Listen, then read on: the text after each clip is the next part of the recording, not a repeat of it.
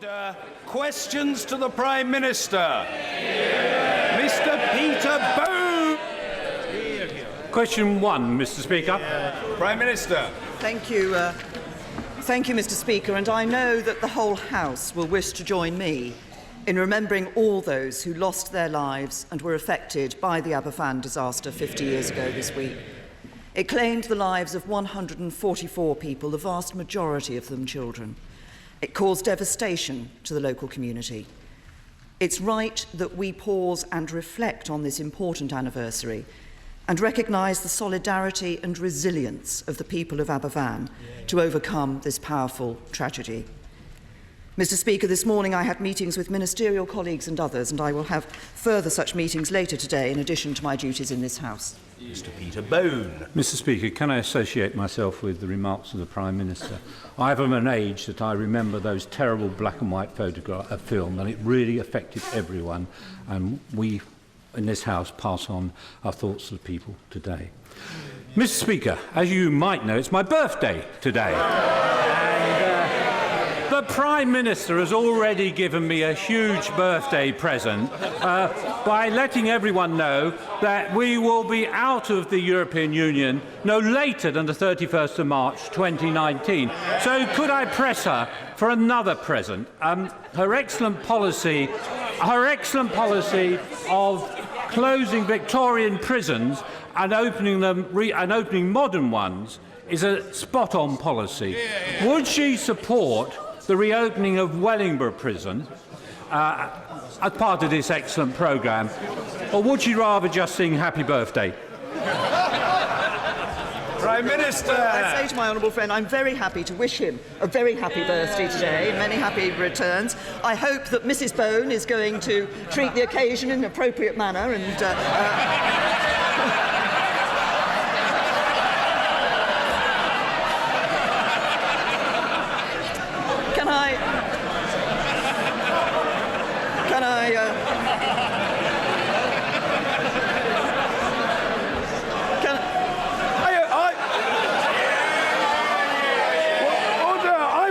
What's coming next?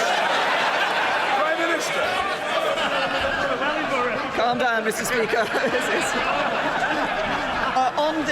On the issue that he raises, the very serious issue he raises about prisons, I welcome the fact that he applauds the policy that we're following of closing out-of-date prisons and of building new prisons. I hear the lobbying he has made in relation to Wellingborough. I can assure him that Wellingborough is one of those sites that is being considered, but the Secretary of State will be looking at this very carefully and making an announcement in due course. Jeremy Corbyn. Thank you, Mr. Speaker. Thank you, Mr. Speaker. I join with the Prime Minister in commemorating the disaster of Aberfan all those years ago when 118 children died along with many adults at that time. Many in that community are still living with that tragedy, and they will live with that tragedy for the rest of their days. I remember it very well as a young person growing up at that time and watching collections for the disaster fund. I think the BBC documentary presented by Hugh Edwards last night was absolutely brilliant and poignant and serves to remind us all of what that disaster was about. Mr. Speaker, 1 in 4 of us will suffer a mental health problem. Analysis by the King's Fund suggests that 40% of our mental health trusts had their budgets cut last year. 6 trusts have seen their budgets cut for 3 years in a row. Is the Prime Minister really confident that we are delivering parity of esteem for mental health?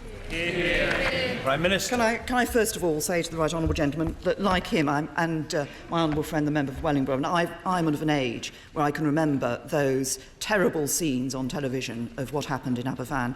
I didn't see the whole of Hugh Edwards' documentary, but the bits that I did happen to see last night I thought were very poignant, as the right honourable gentleman said. And interestingly, actually, what it showed again was that issue of those in power not being willing to step up to the plate initially and accept what had actually happened. But obviously the result of the inquiry was very clear about where responsibility lay. In relation to the mental health services, it is right that we are introducing parity of esteem for mental health in our National Health Service. This has, we've been waiting too long for this. It's important that it is being done. But we are actually investing more in mental health services, an estimated record 11.7 billion, and particularly we're increasing the overall number of children's beds to the highest number of children's beds in relation to mental health problems. I think this is important. There is, of course, more for us to do in looking at mental health, but we have made an important start, and that funding is going to be there, as I say. Jeremy Corbyn. Mr. Speaker, I had a letter from Colin, a family member of his has a chronic mental health condition, and he, like many others who've got relatives going through a mental health crisis, says this: the NHS is so dramatically underfunded that too often it's left to the underfunded police forces to deal with the consequences of this crisis. Indeed, the Chief Constable of Devon and Cornwall has this month threatened legal action against the NHS because he's forced to hold people with mental conditions in police cells because there aren't enough NHS beds.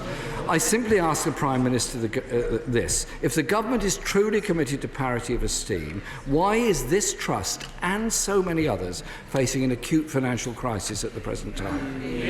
Prime Minister. Can I first of all say to Colin that I think we all in this House recognise the difficulty that people have when they are coping with mental health problems, and can I commend those in this House who have been prepared to stand up and refer to their own mental health problems. I think that's been a very important signal to people with mental health issues across the country. He raises the whole question of the interaction between the NHS and police forces. I'm very proud of the fact that when I was Home Secretary, I actually worked with the Department of Health to bring a change to the way in which police forces were dealing with people in mental health crisis, so that we do see those triage pilots out on the streets. We do see better NHS support being given to police forces. So the number of people who are having to be taken to a police cell as a place of safety in some areas has come, overall I think it's more than halved, in some areas it's come down by even more than that. This is a result of the action that this government has taken. Jeremy Corbyn. Mr. Speaker, the reality is that nobody with a mental health condition should ever be taken to a police cell. They should be supported in the proper way. And I do commend those police and crime commissioners that have managed to end that practice in their areas. But the reality is, it's not just Devon and Cornwall that are suffering cuts. Norfolk and Suffolk Mental Health Trust has had a cut for every one of its last 3 years. And I also agree with the Prime Minister that members of this House standing up and openly discussing mental health issues they've had is a very good thing, because we do need to end the stigma surrounding mental health conditions across the whole country. But NHS trusts are in a financial crisis. According to NHS providers, it seems to be the worst financial crisis in NHS history. 80% of acute hospitals now in deficit. There was a time in 2010 when the NHS was in surplus. What's happened? Prime Minister. Remind the right honourable gentleman that what has happened in relation to funding of the NHS is precisely this. We asked the NHS themselves to come up with their 5-year plan. We asked the NHS themselves to say what extra funding was needed to deliver on that. They came up with their 5-year plan, led by Simon Stevens as Chief Executive of the NHS. He said it was £8 billion that was needed. We're giving £10 billion of extra funding to the NHS. And I might remind the right honourable gentleman that at the last election, it wasn't the Conservative Party that was refusing to guarantee funding for the NHS, it was the Labour Party. Mr. Speaker, in 6 years, the NHS has gone from surplus to the worst crisis in its history. £3 billion was wasted on a top-down reorganisation that nobody wanted. And yesterday, at the Select Committee, Simon Stevens made it very clear he doesn't believe that NHS England has enough money to get through the crisis it's facing. And so, can I offer an analysis from the Care Quality Commission, which seem to have quite a good grasp of what's going on? They say that cuts to adult social care, and I quote, translating to increased accident and emergency attendances, emergency admissions and delays to people leaving hospital, which in turn is affecting the ability of a growing number of trusts to meet their performance and financial targets. Will the Prime Minister also address the reckless and counterproductive adult social care cuts that have been made by her predecessor? Prime Minister. The Right Honourable Gentleman quotes Simon Stevens, the Chief Executive of NHS England, at the time of the autumn statement last November. He said, "Our case for the NHS has been heard and actively supported." Now, the Right Honourable Gentleman raises the whole question of social care and the interaction between health and social care. Over £5 billion extra was put into the Better Care Fund precisely to deal with these issues. Local authorities are able to raise that 2% of council tax to deal with social care costs that they are facing. But what is important is actually the health service and local authorities working together to ensure they are delivering the best possible service for people who require that social care. I saw a very good example of that at Salford Royal on Monday. I want to see more examples of that across the National Health Service, delivering for patients. We've put the funding in. His party wouldn't have done that. They will see better care for patients. We all want local government and the NHS to work closely together, but the problem is that local government funding has been cut.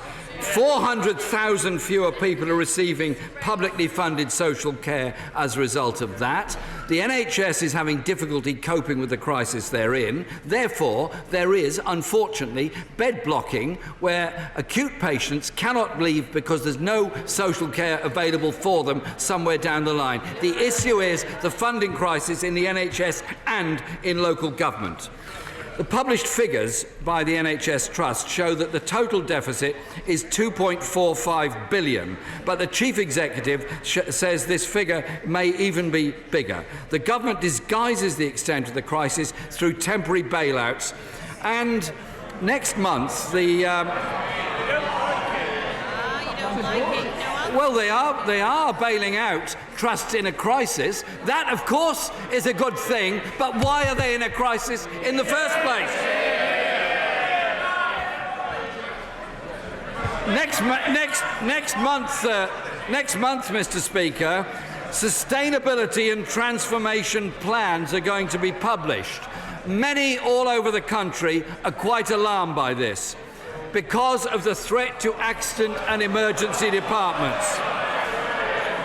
Can the Prime Minister deal with this issue now by quite simply saying there will be no downgrades and no closures of A&E departments in the statement coming out next month? I say to the Right Honourable Gentleman, over the course of this Parliament, the Government will be spending over £500 billion on the National Health Service. That is a record level of investment in our National Health Service. But there is a key difference between the way that he approaches this and the way that I approach it.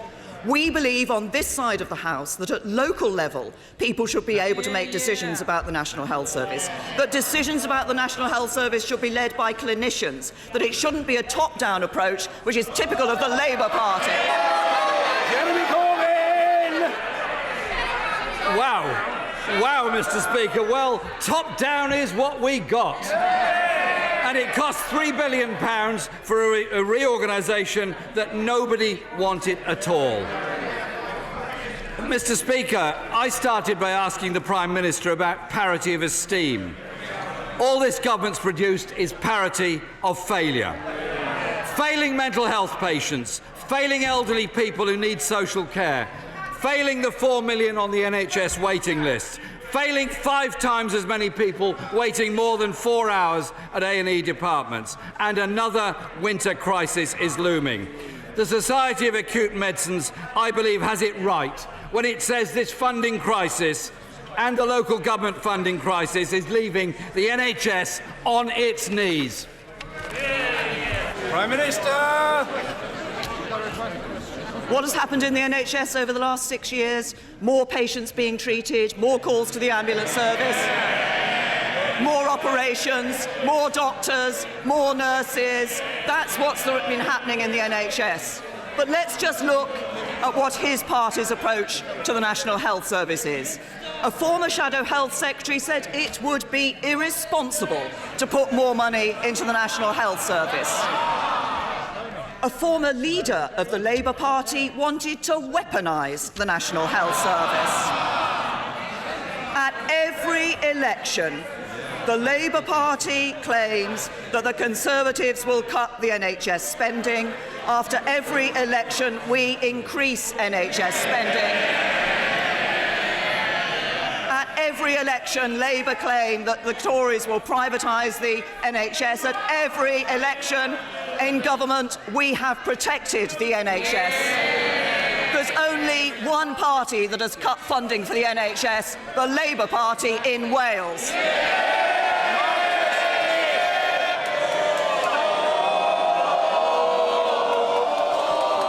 Thank you, Mr. Speaker.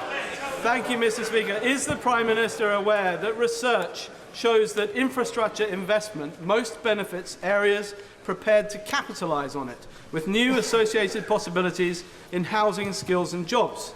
Will she ensure that current opportunities are taken for inward investment to preserve and re-energise essential national industries like rotorcraft in the Yeovil area, as we seek to capitalise on dualling of the A303? Well, my honourable friend is absolutely right. We are right to invest in infrastructure like the A303. This can make a real difference to local communities, but it's important that local communities embrace those opportunities. I know my honourable friend himself has been putting together ideas for a vision for Yeovil, and I'm sure that he will share those with my right honourable friend, the Community Secretary. Robertson. I join the Prime Minister and the leader of the Labour Party in remembering the Aberfan disaster. Our thoughts with everyone affected by that. Mr. Speaker, thousands of innocent civilians have now been killed by Saudi airstrikes in Yemen. Can the Prime Minister give the House an assurance that those civilians have not been killed by Paveway 4 missiles partially manufactured in Scotland under licence from her government to Saudi Arabia? Well, may I first of all congratulate the right honourable gentleman on his election as Deputy Leader of the Scottish Nationalist Party. Can I say to him in response to his question, as he knows, we have one of the toughest regimes in the world in relation to arms exports. When these allegations arise, then we have been pressing, I have pressed in the past, and my right honourable friend the Foreign Secretary has pressed the Saudi Arabian government to properly investigate these issues and to learn the lessons from them. Ms. Robertson. I thank the Prime Minister for her kind wishes, but back to the subject of my question. It's beyond doubt that the Saudi Air Force is bombing Yemen, flying planes that are made in Britain, by pilots that are trained by Britain, and they're dropping missiles that are made in Britain. I asked her a direct question and she couldn't answer it, so I can try for a second time. Can she give this House an assurance that civilians have not been killed by Paveway 4 bombs being dropped on Yemen, which are partially manufactured in Scotland under licence by our government? And if she doesn't know the answer to that question, how can she possibly, in good conscience, continue selling them to Saudi Arabia?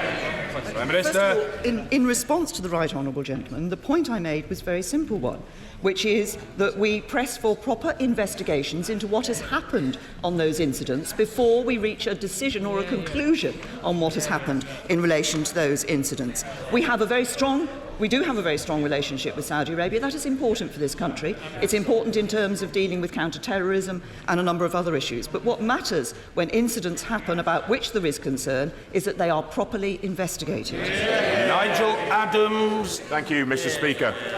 A few weeks ago, I thought I'd successfully bought 4 tickets online for one of my favourite bands, Green Day, only to be told that the tickets were unavailable and the gig sold out.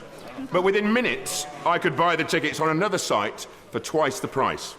It turns out the ticket site had been the victim of a computerised attack by organised touts, who then resell the tickets at inflated prices. Will the Prime Minister ask her ministers to give close consideration to my amendment to the Digital Economy Act which would make the computerised harvesting of tickets for resale an offence. Similar legislation exists elsewhere, and it would go a long way to protecting consumers and genuine music fans. I thank my honourable friend for raising this issue. I'm sure he's not the only member of this House who's had that experience, and certainly not the only person who, as people will know from their constituency mailbags, to have had that experience. I think it is right, as part of the Consumer Rights Act last year, a review of online ticket sales was one of the issues that was introduced. It was Professor Mike Waterson who's produced an independent report on online secondary ticketing. That's produced a number of recommendations, some of them for industry itself to be able to better protect itself from this problem, but the government will be looking at the recommendations of that very carefully to see what can be done to address the very issue that he talks about. Lisa Nandy. The child abuse inquiry needs to regain the trust of survivors. In September, the Home Secretary said she had no information about serious leadership failings, but on Monday she told the House that she had known about serious problems since July. Yesterday it emerged that senior Home Office officials were briefed as early as April of this year. She set up the inquiry, she appointed the chair, she was the individual responsible for the inquiry's success. She was the Home Secretary in April, and she was the only person who had the power to act. So can she now finally tell us when she personally learnt of the serious problems developing in this inquiry and why it was that she took no action at all? Prime Minister. Can I say, I recognise that the Honourable Lady has taken a particular interest in this issue, and I'm sure she will recognise, as I hope other members of this House do, why it was that I set up the inquiry. For too long, people who had been subjected to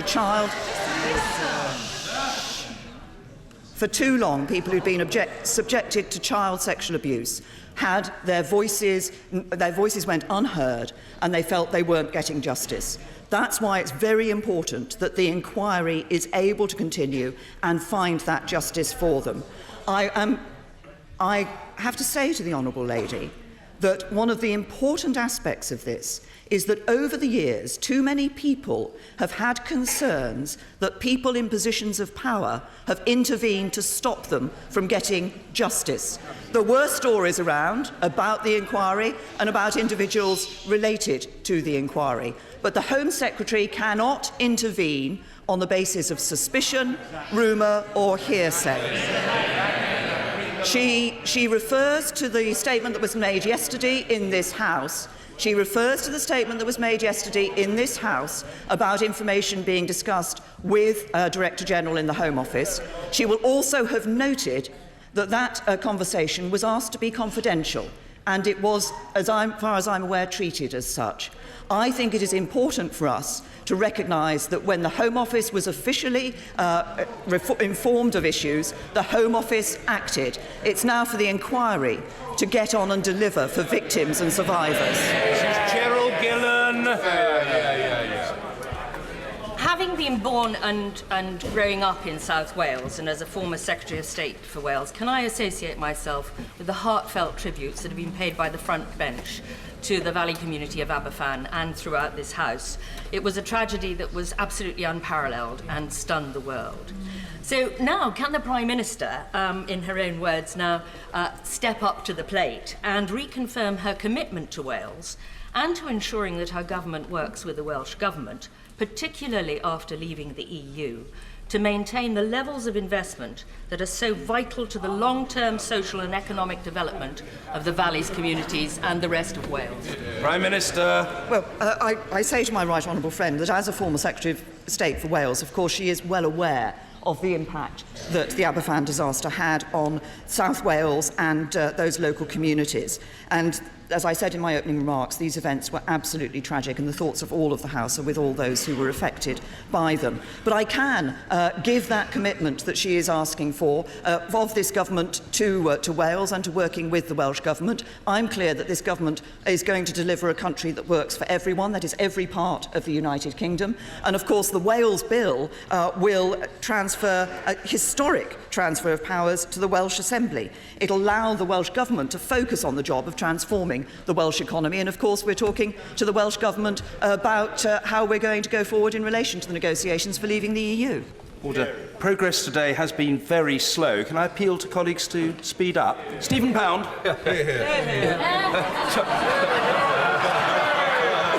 I'm much obliged, Mr. Speaker. Mr. Speaker, can there be a single member of this House who does not have reason to be grateful to those heroes of our high street, the community pharmacist? And can there be any member of the public who is not as bemused as I am by the fact that the government is proposing a 12% cut in the community pharmacy budget, leading potentially to 3,000 closures? Will the Prime Minister today express her support for community pharmacy and have another look at this divisive, corrosive and destructive proposal? Well, I think everybody in this House recognises the role and contribution of community pharmacies up and down the country. But it's also right that we look at how we're spending NHS money. That's why the government is looking very carefully at this whole issue. But I say to the honourable gentleman that if he supports community pharmacies, he ought perhaps to have a word with his right honourable friend, the Leader of the Opposition, because his policy is to completely nationalise the health system, lock, stock and barrel, GP surgeries, Macmillan nurses and community pharmacies. Mr. Richard Fuller! Mr. Speaker, may I welcome the fact that next week this government will make a decision finally on airport capacity in the South East, something that eluded 3 of her predecessors and will help boost trade. But does the Prime Minister agree that on this issue, substance matters more than symbolism? And will she outline to the House what her timetable of implementation will be? Minister. Well, I thank my honourable friend for raising this issue, and he's absolutely right. This month, this government will take a decision on the appropriate site for expanded airport capacity in the South East. This is a subject that's been debated, discussed, speculated on for 40 years. This government will take a decision. But there is then a formal process that has to be undertaken. So the government will identify its preferred option of site. That will then go to a statutory consultation. The government will then consider the results of the statutory consultation and bring forward an airport's national planning statement on which this House will vote. Drew Hendry. Does the Prime Minister agree that any move to close the historic barracks at Fort George would not only be a poor military decision after 250 years of service, but a betrayal of the Black Watch and a slap in the face to the Highlands? I say to the honourable gentleman, I recognise the strength of the view that he's put forward. No decisions on Fort George or other locations have been taken, and the Ministry of Defence is going to engage with all parties impacted by any decisions that it's taken of this sort, including in Scotland. Mr. Kenneth Clarke. Mr. Speaker, my right honourable friend has been expressing some reluctance to submit even the broad plans for future negotiations with the EU to this House because of worries that it might weaken her government's negotiating position. Has she noticed that this week one or more Brexiteer members of her cabinet have been briefing the newspapers copiously on every proposal being put forward in papers to the relevant cabinet committee by their colleagues and launching political attacks on their cabinet colleagues who seem to disagree with them? Will she take firm action to stop this process, and will she also agree that the proper approach is parliamentary scrutiny of the broad strategy once her government have reached agreement on what it should be? Prime Minister. I say to my right honourable friend, the government is very clear that the vote on the 23rd of June was a vote to ensure that we had control of movement of people from the EU into the UK, but also we want to see the best possible access for businesses for trading in goods and services with and operating within that European market. That is what the government will be aiming for, and we will be ambitious in that. Parliament will have its say. This is going to be lengthy negotiations over the course of those 2 years and more. Parliament will have its say in a whole variety of ways, not least, of course, in relation to the Great Repeal Bill. Maria Eagle. Thank you, Mr. Speaker. Some of my constituents who've had their tax credits suddenly stopped by Concentrics have been accused of being in a relationship with the previous tenants of their homes, who they've never even met. And some cases, they've been accused of being in a relationship with their own members of their own families and told to prove that they're not. This Kafkaesque situation is causing deep distress and hardship amongst working mothers in my constituency. Is this what the Prime Minister means by being on the side of working people? And what's she going to do to put it right?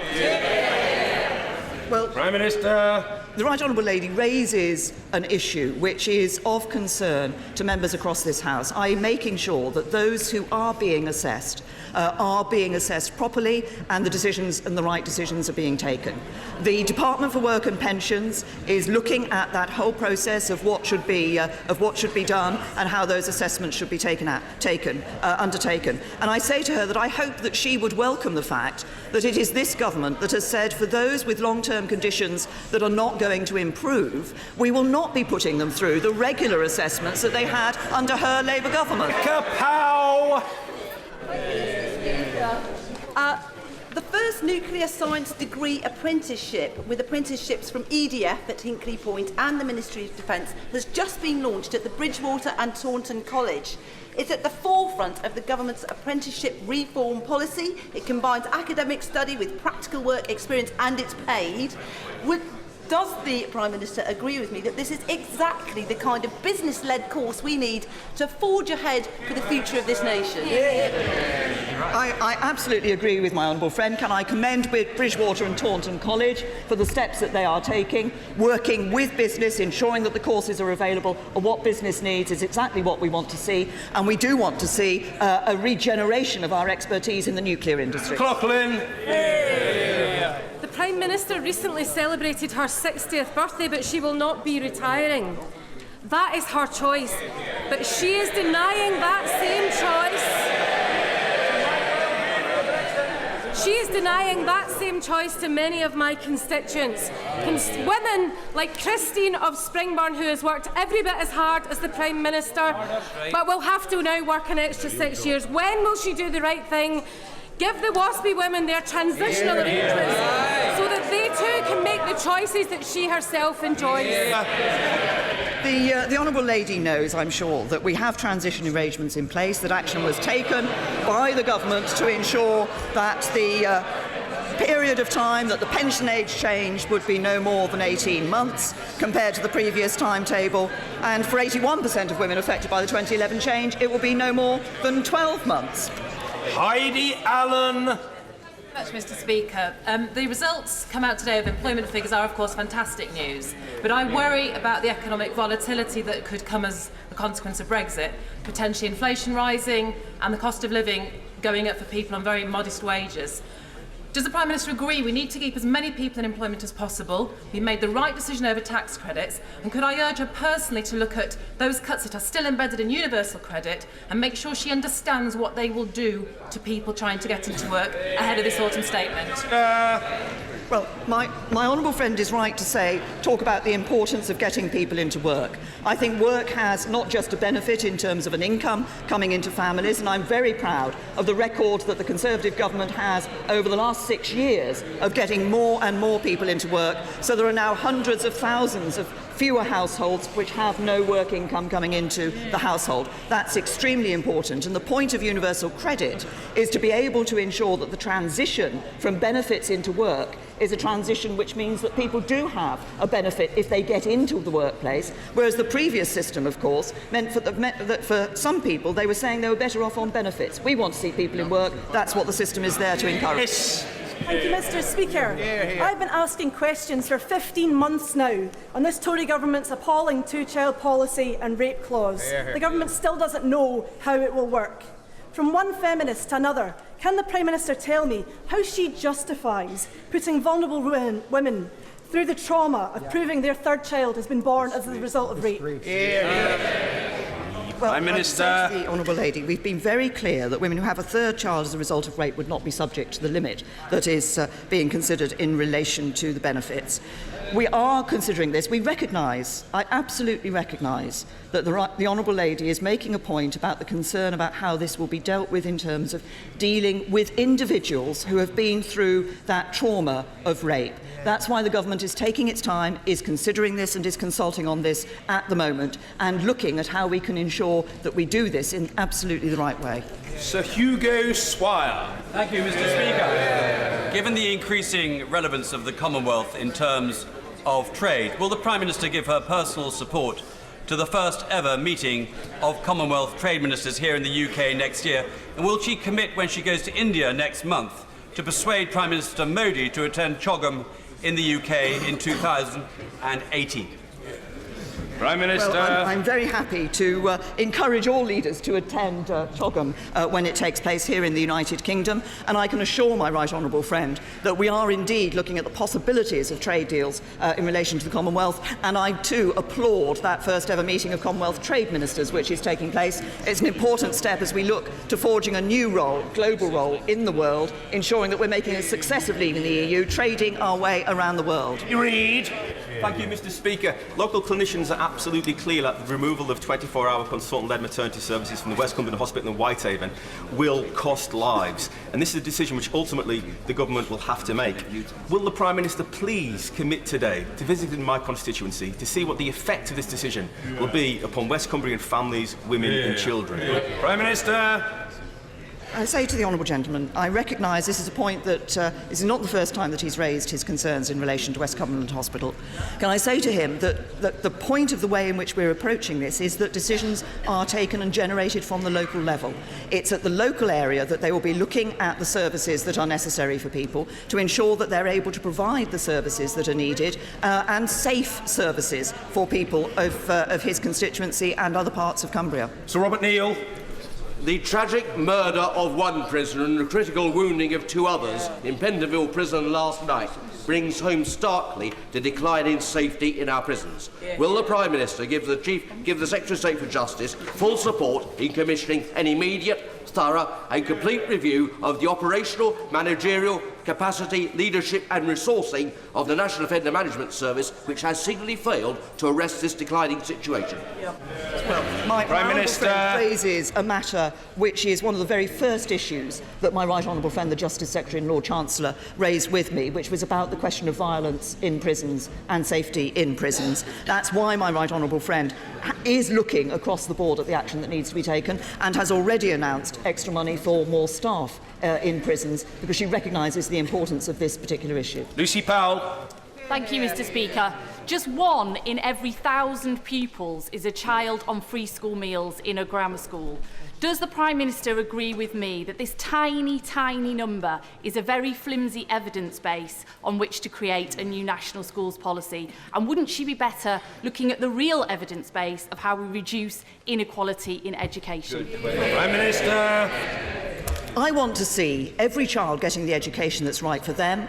I want to see every child able to get on as far as their talents will take them and their hard work will take them. That's why we need to increase the number of good schools in this country. If you look at the gap in attainment between those who are from disadvantaged backgrounds and those who are not in grammar schools, it's virtually zero. That is not the same in other schools. And I say to the Honourable Lady that I think that it is wrong that we have a system in this country where we have a law that prevents the opening or expansion of good schools. That's what we're going to get rid of. Pauline Latham. Work with her ministers and secretaries of state to try to champion reduce the amount of ivory trade and trade of organs throughout the world of endangered species, to try to lead by example from this country. Well, my honourable friend raises an important issue. This is something the government has been taking up, and I can assure her, not only has my right honourable friend, the Foreign Secretary, heard her representations, but he himself has promoted this as an issue that the government will take up. Robert Flello. I'm most grateful. The pottery industry is witnessing a modest renaissance, in part through EU exports and EU action on Chinese ceramic dumping. The previous Prime Minister said he would make sure the ceramic industry's voice is heard and that we would get a good negotiation. What is this Prime Minister doing to ensure that Stoke-on-Trent ceramic manufacturers maintain both tariff-free access to the EU and a level playing field in the face of protectionist dumping? I say to the honourable gentleman that I'm very pleased to welcome the renaissance in the ceramics industry that he refers to. His constituency, of course, a long-standing history and tradition in ceramics. What are we doing as we go through the negotiations for leaving the European Union? We'll be ensuring that this country has the best possible access to trade with and operate within that European market. That's what people want, and that's what we want. Oliver Dowden. Thank you.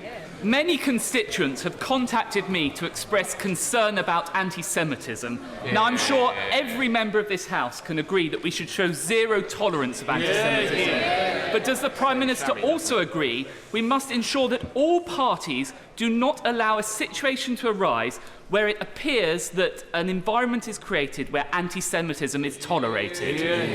Prime Minister. Yes, I absolutely agree with my honourable friend that this House should send a very clear message that we will not tolerate anti-Semitism. I have been concerned about the rise that we've seen in the number of incidents of anti-Semitism in this country. I think we should very clearly ensure that those incidents of anti-Semitism are properly investigated and dealt with, and give that clear message that we will not tolerate it. But that does have to be every single political party in this chamber. And I ask the right honourable gentleman, the Leader of the Opposition, given the report of the Select Committee of this House about anti-Semitism and the approach to anti-Semitism in the Labour Party, he needs to think very carefully about the environment that has been created in the Labour Party in relation to anti-Semitism. Andy Burnham. We are now just 1 month from the start of the new inquest into the Birmingham pub bombings. The West Midlands Police have set aside for themselves a legal fund of £1 million, but as of today, the bereaved families have no legal funding. Prime Minister, this is a shameful state of affairs. Please intervene and show the Birmingham families the same compassion as was shown to the Hillsborough families. Minister! The right honourable gentleman may be aware that the Birmingham families have been encouraged to apply, and I believe they have applied to the Legal Aid Fund for the exceptional funds. That was, as I understand it, what happened after the 7/7 bombings that took place. The Home Secretary has made clear her expectation that funding will be provided. We are waiting for the decision from the Legal Aid Fund. We are hopeful that that decision will be a positive one. Theresa Villiers. Why attempt to build a new runway at Heathrow when we could deliver one at Gatwick in half the time, for half the cost and a fraction of the environmental impact? Prime Minister. Well, can I assure my right honourable friend, no decision has been taken on the site of airport expansion in the South East. As she will know from her previous background, the Davis Commission said that airport capacity in the South East should be expanded. The government accepted that argument. The Davis Commission identified 3 sites, all of which they said would be credible and deliverable, and government will take a decision this month. I think it's fitting we finish with the question from Mr. Gerald Jones. Thank you, Mr. Speaker. Could I first of all thank the Prime Minister and the Leader of the Opposition, and indeed other members, for their comments about the Aberfan disaster and about the resilience and quiet dignity shown by the people of Aberfan. On Friday morning at 9:15, the anniversary of the disaster, the people in the community, along with communities across Wales, will mark that disaster with a minute's silence. Could I ask the Prime Minister whether she would support that moment of silence being marked as the disaster affected communities right across the country, if not the world, that moment of silence be marked across the UK as well? Prime Minister. Well, I say to the honourable gentleman, I know that the Secretary of State for Wales will be attending the particular memorial that will be taking place in his constituency on Friday. I think it is appropriate that we all mark and show our respect for those who lost their lives and the families who suffered as a result of the Aberfan tragedy that took place those 50 years ago. It was, as we were saying earlier, a terrible tragedy, not just for individual families, but for a whole community. And I think it's right that we recognise that and mark it. Thank you.